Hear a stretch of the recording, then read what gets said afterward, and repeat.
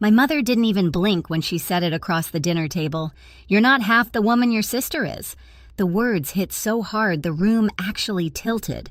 I pushed my chair back, feeling every year I'd kept quiet tighten in my chest, and said, "Then she can start paying your rent." Forks froze. My father went pale. "Rent? What rent?" he whispered, like the truth might swallow him whole. But that moment, the shock, the silence, the fear in his eyes was nothing compared to what came after, because the real secret hadn't been revealed yet. My name is Nora Ellis, and for most of my life, I've been the quiet one in a family that never stops talking about my sister. People often assume I'm shy, but that isn't quite true. I just learned early that in my parents' house, silence keeps the peace, and peace, no matter how fragile, was something I tried to protect.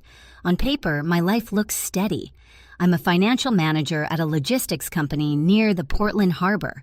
I work with numbers, deadlines, and systems that make sense.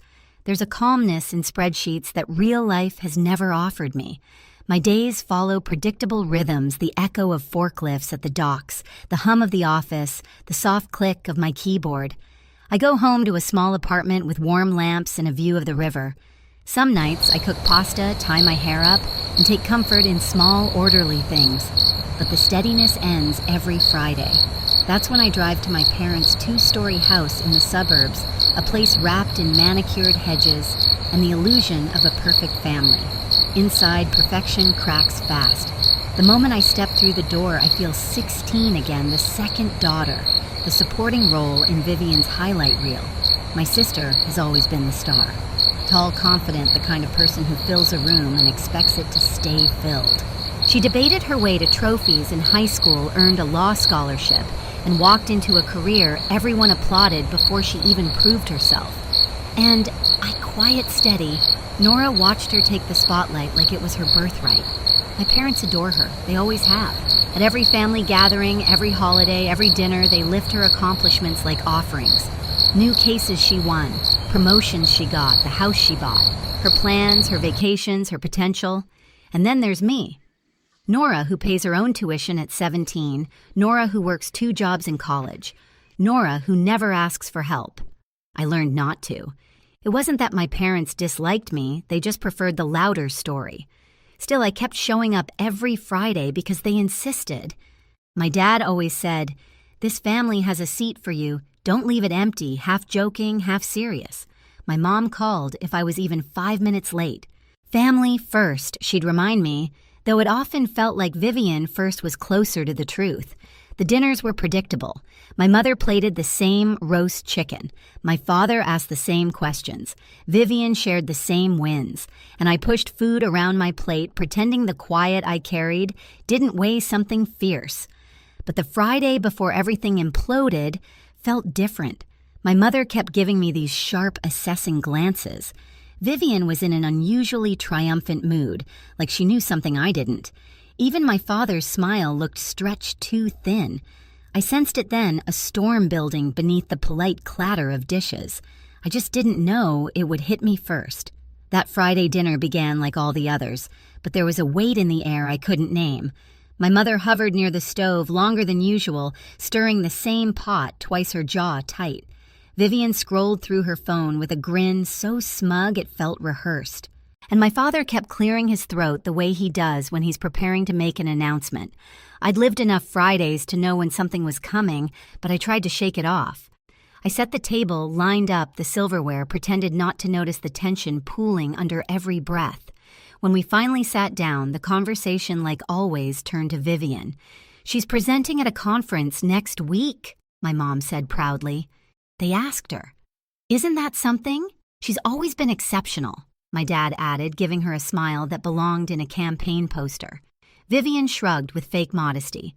"Well, they know talent when they see it." I chewed slowly, swallowing a mix of chicken and resentment. I'd spent the entire day back at work fixing a financial mess left by someone else, but that never made it to the family dinner table. My achievements lived quietly in the corners of my parents' house, tucked between bills and forgotten grocery lists. I tried to change the subject. "I led a big project at work this week." My director said, but my mother waved her hand. "You're doing fine, Nora. But Vivian's work impacts hundreds of people. It's different. That sting, small, sharp, intentional, landed exactly where she wanted it to. I looked down at my plate, reminding myself to keep breathing. It was just another Friday, I told myself. Another night of swallowing what I wished I could say. But then my father leaned back, exhaling with a dramatic sigh. Speaking of homes, he began, Vivian helped us sort through some mortgage paperwork last month. She's been such a blessing. A chill crawled up my spine. Mortgage paperwork? Blessing. Vivian's grin widened. It wasn't a big deal. My fork froze halfway to my mouth. 3 years of payments pulsed behind my ribs. Payments I'd made quietly, without applause, without acknowledgement, because they told me they didn't want anyone worrying. I had sacrificed vacations, graduate classes, even the down payment for my own apartment. And now they were rewriting the story. A warmth started building in my chest, slow at first, then rising like a tide I could no longer hold back. My mother must have sensed it because she gave me that look, the patronizing tilt of her head, that always meant I should stay quiet. Then she said the sentence that split something open inside me. You're not half the woman your sister is. The room didn't just go silent. It snapped. I felt myself sit up straighter. I felt the scrape of the chair legs on the hardwood floor. I felt every unspoken word I had ever swallowed gather at the back of my throat, like a storm clawing to break free.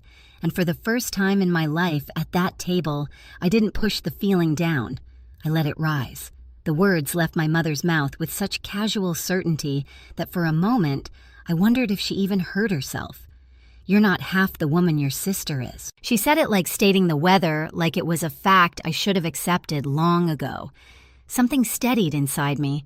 I pushed my chair back slowly, the sound of wood scraping across the floor, cutting the air clean in half. Vivian's smile faltered. My father looked up, startled, as if he'd forgotten I was even sitting there. I met my mother's eyes, my voice calmer than I felt. Then she can start paying your rent. Silence slammed into the room. My father blinked. Rent what rent? His voice cracked, almost pleading. I didn't flinch. The mortgage payments. For 3 years, 3 pairs of eyes widened at once, shock denial and something close to fear flickering across their faces. I felt a strange lightness, like I had finally stopped carrying a weight no one else even knew existed. My mother recovered first. Nora, don't be dramatic. We never asked you. You did? I cut in my voice, steady. Every month. Just this once. We'll handle next month. Don't let the bank send a notice. I have the payments, I have the bills, I have everything. My father's face drained of color. You shouldn't bring that up now, it's not appropriate.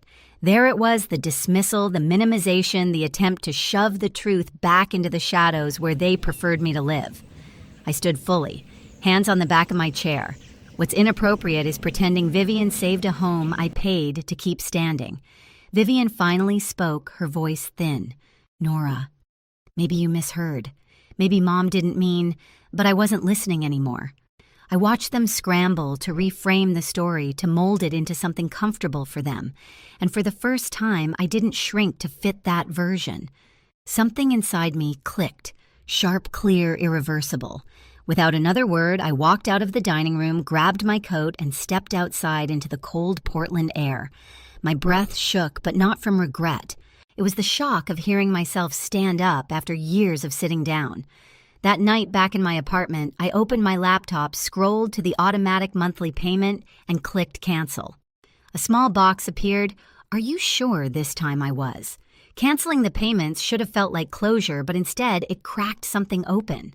For the first time in 3 years, my bank account didn't drain on the 15th. The silence from my parents was loud enough to rattle the walls. I started running along the river in the mornings. At first, it was just to quiet the shaking in my hands, but soon, the rhythm of my feet on the pavement became something like freedom. I joined a Thursday cooking class at the community center. I learned how to make homemade pasta and how to laugh with strangers who didn't know a thing about my family. I even let some friends drag me on weekend hikes around Mount Hood, where the air felt cleaner, like it hadn't been breathed by expectations yet. With distance, I saw everything more clearly. Just this month. Every don't tell anyone. Every time they'd praised Vivian while I paid the bills in silence. And then came the photo. It arrived on a Sunday morning from Mrs. Jensen, my parents' elderly neighbor who had a habit of noticing everything. She texted me a picture of my childhood home with a banner stretched across the porch. "Congratulations, Vivian, for preserving the family home." My entire body went still. Preserving Vivian. My throat tightened as I stared at the banner, my hands numb. Every late-night transfer, every sacrifice, every time I'd told myself family comes first.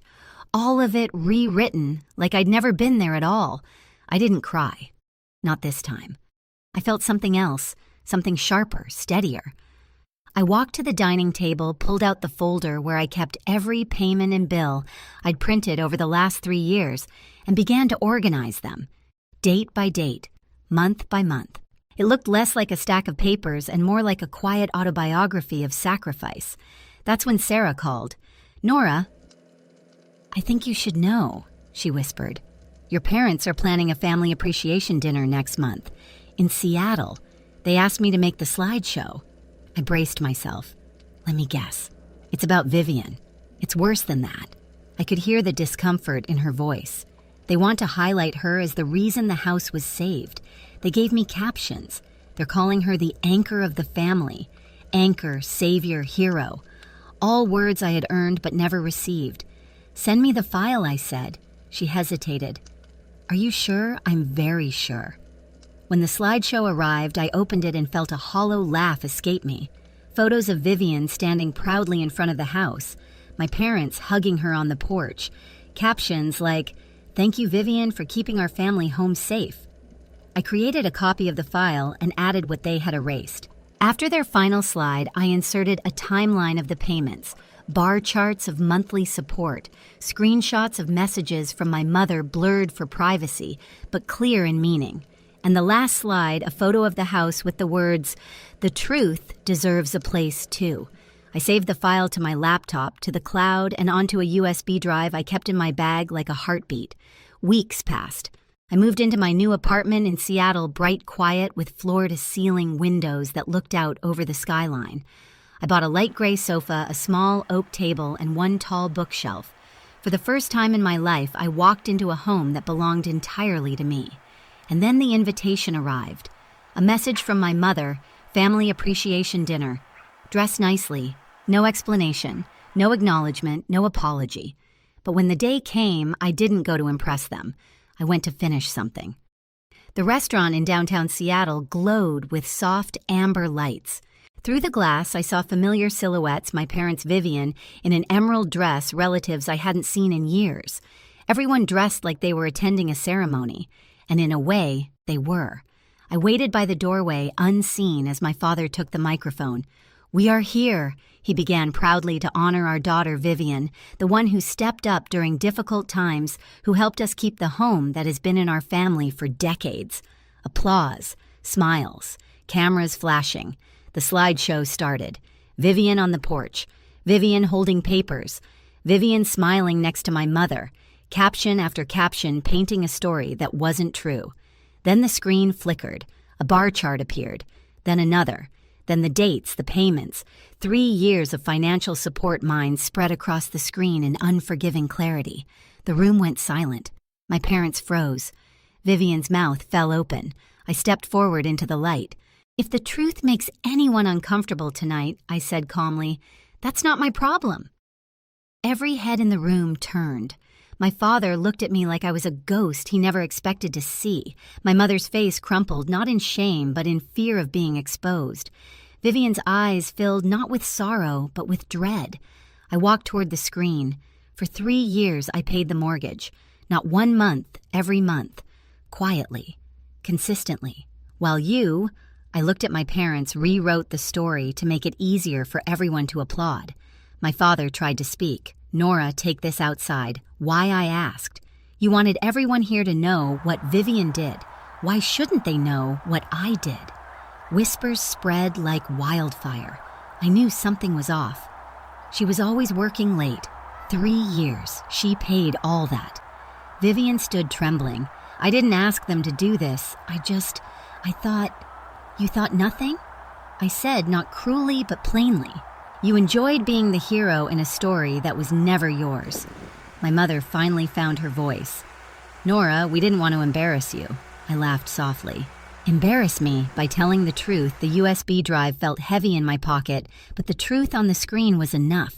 I had no desire to attack them further. The point wasn't to win. It was to be seen. For the record, I said, I don't want the house. I don't want credit. I just won't let you erase me. The room stayed silent long after I stepped away from the screen. My father reached out a hand. Nora, wait. But I didn't wait. I turned and walked toward the door, feeling lighter than I had in years. Outside, the cool Seattle night wrapped around me.